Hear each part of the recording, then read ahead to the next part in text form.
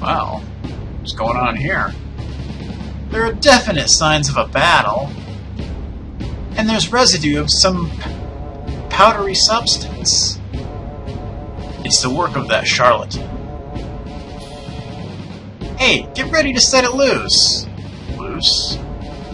The scent of blood is so thick around here, you'll have no trouble picking up his trail.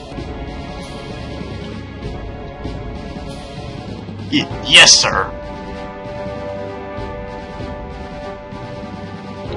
Let's give them a taste of the power of the Beast Rune. Oh god, that can't be good. I don't think I'll ever get used to this. This isn't how battles are fought. Indeed. There's no honor in this kind of fight.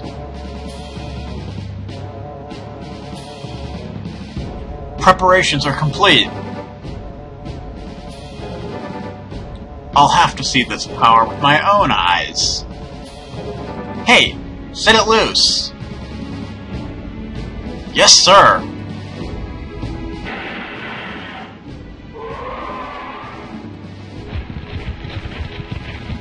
Well, that doesn't sound good.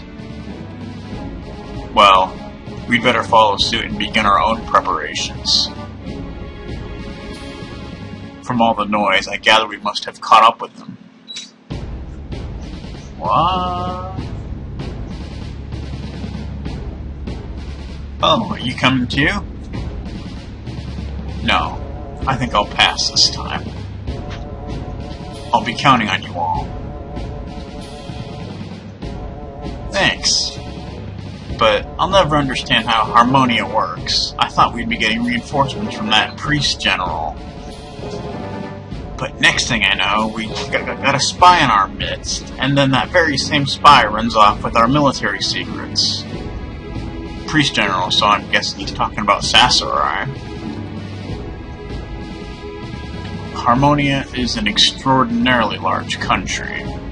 Although it enjoys both peace and prosperity, there are some who find such tranquility boring. We refer to them as the Democratic faction. Are you saying Lord Hikusak's authority is waning? No, not at all. In the long history of Harmonia, this is quite a common occurrence. It's just the season for a bit of spring cleaning, that's all. Now, if you'll excuse me, I must be on my way.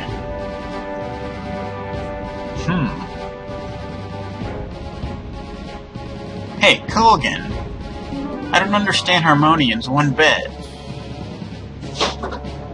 Well, I'm not sure he's what you would call an average Harmonian. I suppose so. Hey, we're leaving. Don't make us late.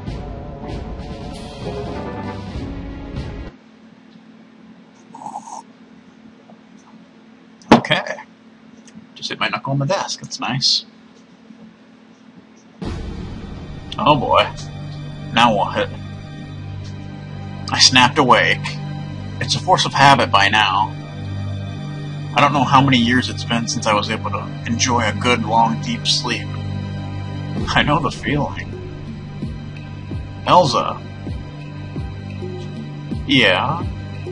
Sounds like things have taken a turn for the worse. Uh-oh. From the darkness of the forest came the roar of some beast. But it was no normal beast. Its roar sounded like that of a demon from the deepest depths of hell. What the? Nash! Oh god. It's the Golden Wolf! The beast leapt out of the darkness, its sharp, gleaming claws aimed at me. I felt a rush of air across my skin, as I just barely avoided its attack, and I knew this was a being of fearsome power. I don't savor the thought of taking it head-on. The beast quickly recovered after the failed attack, and disappeared back into the forest. This thing isn't bad. It has both brawn and brains. Nash! What on earth did you do? I've never seen a war dog like that.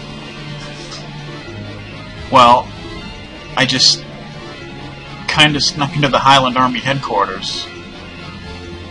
Why? It had been so long since I had a good meal. I thought I could steal the Beast Rune for the bonus money. So far, all I've managed to collect are grudges. You can't be serious. Here it comes again. Ah!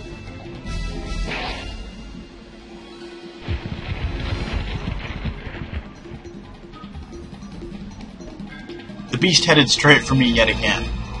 It's a golden wolf? If you can call a beast twice the size of an adult a wolf. I had no idea it was going to turn into such a big deal. It's really persistent. It's got nothing to do with me. Under the circumstances, I disagree. You're scowling like some highborn noble.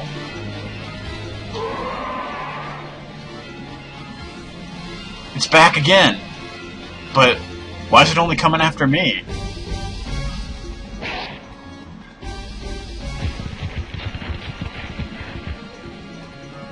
Clearly it's hungry for some Nash. It struck once more, but I knew when to dodge this time and was able to evade its attacks fairly easily. Now, if we could just get away. Nash!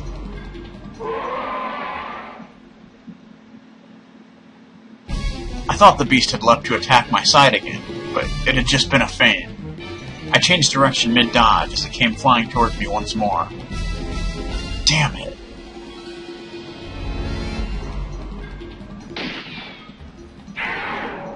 Well, there you go. That's something. Don't let your guard down. Elza's shot hit the beast in the foreleg, and it flinched, allowing me to avoid its attack. Looks like I owe you another one. I do expect you to repay me in full someday. Provided we both live through this, that is. Yeah, that's a good point. Sounds good to me. I don't suppose you'd want to shoot it between the eyes and add that to my tab too, would you? A small matter in theory, but I'm afraid that in this darkness, and with the speed at which it moves, hitting it is no easy task. First we have to figure out how to lure it out of the forest. In that case, the solution may be fairly simple.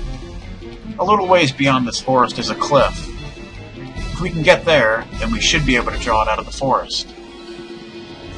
Okay, sounds like a plan. Let's get going. I don't know why, but it seems to be aiming specifically for you. I'm in your debt. We made a mad dash through the woods, the pain in my right leg doubling in intensity. My wound had opened up again, but it was nothing compared to what the beast would do if it sunk its claws into me.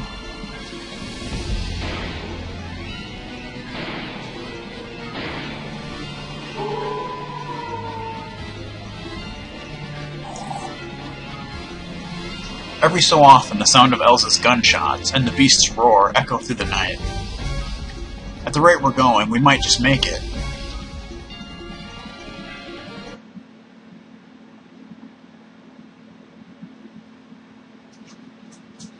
Alright, let's set our trap and lay in wait for him here.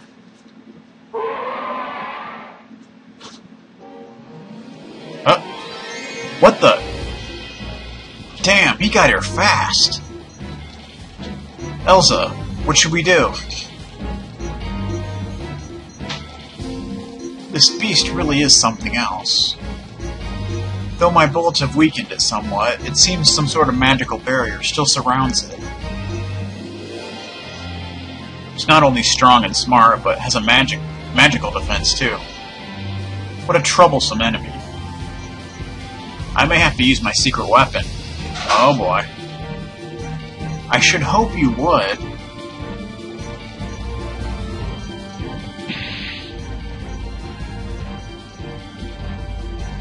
Turning towards the golden wolf, I fire my anchor from my left hand.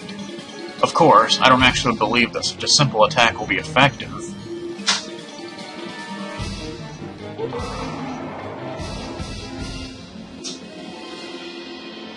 Just as the anchor is about to hit it, I tug at the wire. The anchor's claws open, spraying a flammable liquid in a fine mist, which I ignite at once. The barrier is magical in origin. It should be weak against flames. How do you like the taste of that, huh?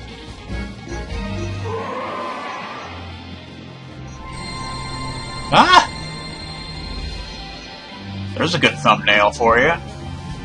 From within the flames shone a pale blue light, extinguishing the flames.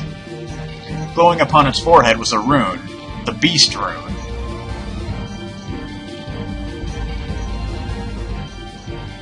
That's the Beast Rune. So it's one of those.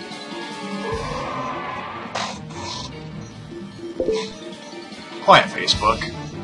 The appearance of a true rune explains how it can be so strong, if it truly spawned from it. The situation is dire. We'd managed to lure it out of the forest, but neither my tricks or Elza's bullets can get through its defenses. And now we've been driven to the edge of this cliff. Sorry, Elza. I didn't expect you to give up so quickly. I thought you were more stubborn than that. You're right. Well, I'd say it's about 50-50. Huh? You mean you have a chance to beat this thing? Half resignation, half prayer to the gods. Well, that's reassuring.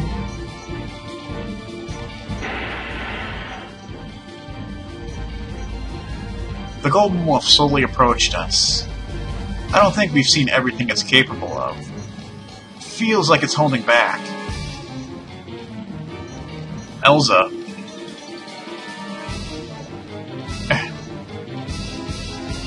Let's gamble on that prayer.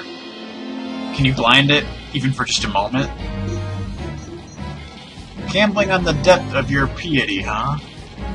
Well, at least it's better than giving up.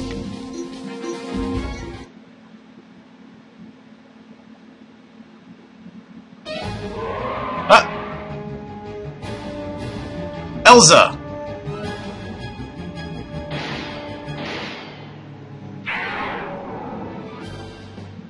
The sound of the shot echoed through the air. For a moment, the body of the beast lit up, sending the bullet ricocheting off it, but the next instant, she shot another bullet right between its eyes. Elza had quickly switched between Stern and Mond when she was firing. The barrier had prevented it from being fatal, but she'd fulfilled my request neatly enough.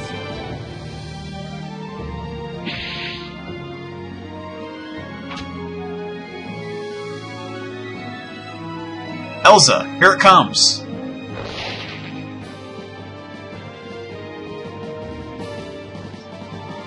The Golden Wolf chased after Elza with frightening strength. I grabbed Elza with my right arm and shot my wire up into the air with the other, sending us both flying. We soared over the Golden Wolf as it stared up at us with a stunned look on its face, and jumped into the forest. Now it was the wolf's turn to have its back up against the edge of the cliff. Elza! This is the end.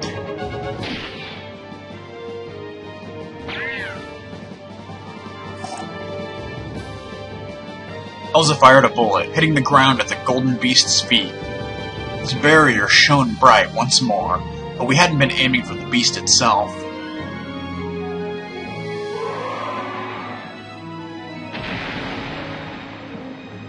Oh!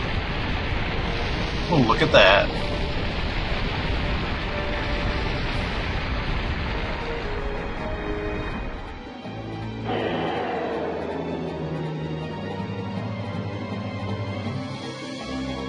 At the moment of impact, the ground beneath the beast exploded, enveloping it in a haze of smoke and debris.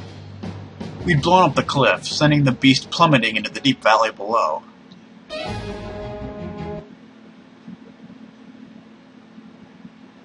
Whew! Looks like our prayers were answered.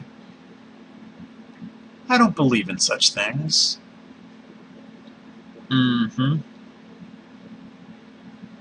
Say, Nash. What's up?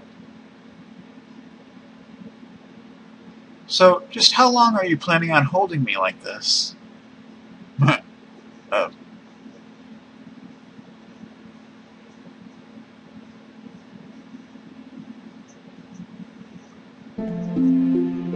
guess that takes care of that. After that, Elza and I returned to our campsite, made our preparations for departure, and parted ways. Both of us have our own objectives, our own destinations. But even though we had only spent a short time together, it had been a nice diversion. Upon parting, Elza left me with these words: "My journey will eventually end in my death, but you must strive to live." Hers was a sorrow that ran far deeper than mine. As soon as Elza and I parted ways, I got as far away from that place as fast as I could. I have my pursuers to deal with, and I don't want to get her any more mixed up in this than she already has.